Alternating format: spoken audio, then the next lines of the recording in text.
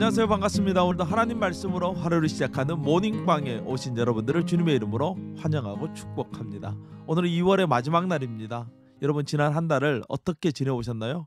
하나님께서는 날마다 우리를 사랑하시고 또 우리를 위해서 일하고 계십니다. 그러나 우리는 그 하나님의 사랑을 잊어버리고 살아가지는 않았습니까? 오늘도 하나님의 말씀을 통해서 우리를 사랑하시는 그 하나님의 깊은 사랑을 깨달아갈 수 있는 우리 모두가 될 수 있기를 간절히 소망합니다. 오늘 우리가 묵상할 하나님 말씀은 시편 78편 36절에서 72절 말씀이에요. 시편 78편은 그럼에도 불구하고 라는 별명을 가진 시편이죠. 우리가 하나님의 은혜를 잊어버렸음에도 불구하고 하나님은 우리에게 긍휼과 사랑을 베풀어 주신다는 내용이 시편 78편이에요. 우린 연약하기에 끊임없이 하나님을 잊어버리고 심지어 배신하기까지도 합니다. 오늘 말씀 36절은 그러나로 시작하고 있어요. 그러나 그들이 입으로 그에게 아첨하며 자기 해로 그에게 거짓을 말하였으니 이는 하나님께 향하는 그들의 마음이 정함이 없으며 그의 언약에 성실하지 아니하였음이로다. 만약 하나님의 은혜가 없었다면 우리는 이 세상에 존재조차 할 수 없었을 것입니다. 이어지는 38절에서 이렇게 말씀하고 있습니다. 오직 하나님은 긍휼하심으로 죄악을 덮어주시어 멸망시키지 아니하시고 그의 진노를 여러 번 돌이키시며 그의 모든 분을 쏟아내지 아니하셨으니 하나님은 우리의 연약함을 아시고 우리를 향하여 긍휼을 베풀어 주셨습니다.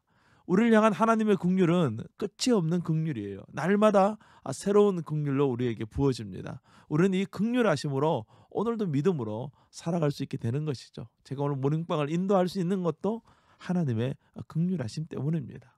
시인은 다시 출애굽 사건을 하나하나 재조명합니다. 열재앙을 통해서 이스라엘 백성을 구원하신 하나님을 노래해요. 열재앙을 통하여 애굽을 심판하신 것과는 대조적으로 하나님은 이스라엘 백성을 구원하시고 양을 이끌듯이 이끌어서 시내산으로 인도하시고 그곳에서 하나님과 언약을 맺습니다. 52절 말씀이에요. 그가 자기 백성은 양같이 인도하여 내시고 광야에서 양떼같이 지도하셨도다. 54절 그들은 그의 성소의 영역 곧 그의 오른손으로 만드신 산으로 인도하시고 시내산은 하나님이 계신 곳을 상징하는 곳이에요. 하나님께서 우리에게 긍휼을 베푸신 이유 바로 하나님께로 인도하기 위함이라는 거예요. 하나님은 우리와 함께 하시기를 원하십니다. 하나님의 나라에서 우리가 기뻐하고 즐거워하기를 원했어요. 이 세상에서 우리가 하나님과 동행하는 삶을 살기를 원하십니다. 하나님은 우리에게 하나님의 것을 주시기를 원하세요. 이것이 바로 우리를 창조하신 하나님 아버지의 마음이라는 거예요. 그러나 인간은 이러한 하나님의 마음을 이해하지 못해서 계속 그러나를 반복하는 것이죠. 하나님께서 이스라엘을 선택하신 이유는 그들이 작고 연약한 민족이었기 때문이었습니다. 우리의 삶을 그대로 투영하는 민족이었기 때문에 이스라엘을 선택하신 거예요. 하나님은 끝까지 이스라엘을 포기하지 않고 하나님께로 인도해 나가는 것을 역사 속에서 보여주십니다. 때로는 심한 고난을 주기도 하시지만 그것은 그들을 멸망시키기 위함이 아니라는 거예요. 그것은 그들을 하나님께로 돌아오게 하기 위한 것이었다는 것이죠. 그러나 하나님의 노력에도 불구하고 이스라엘 사람들은 끊임없이 반역하고 우상을 섬기며 하나님을 떠납니다. 출애굽과 가나안 정복을 통해서 하나님의 놀라운 기적을 경험했음에도 불구하고 그들은 불순종했고 결국 나라 전체를 잃어버릴 위기를 수없이 맞이하게 돼요. 하지만 하나님은 그들에게 다시 한번 긍휼을 베풀어 주세요. 67절 말씀입니다. 또 요셉의 장막을 버리시며 에브라임 지파를 택하지 아니하시고 오직 유다 지파와 그가 사랑하는 시온산을 택하시며 그의 성소를 산의 높음같이 영원히 두신 땅같이 지으셨도다. 하나님은 이스라엘의 범죄에도 불구하고 유다를 택하셔서 다시 한번 긍휼을 베푸시고 예루살렘의 산을 시온산이라고 부르십니다. 시온산은 하나님의 산이라는 뜻이에요. 이것은 하나님의 긍휼이 끝까지 계속될 것이라는 것을 의미하는 거예요. 결국 그 시온산에 예수 그리스도가 다윗의 후손으로 오심으로써 이 하나님의 긍휼이 완성되게 되는 것이죠. 한 달의 끝날이에요.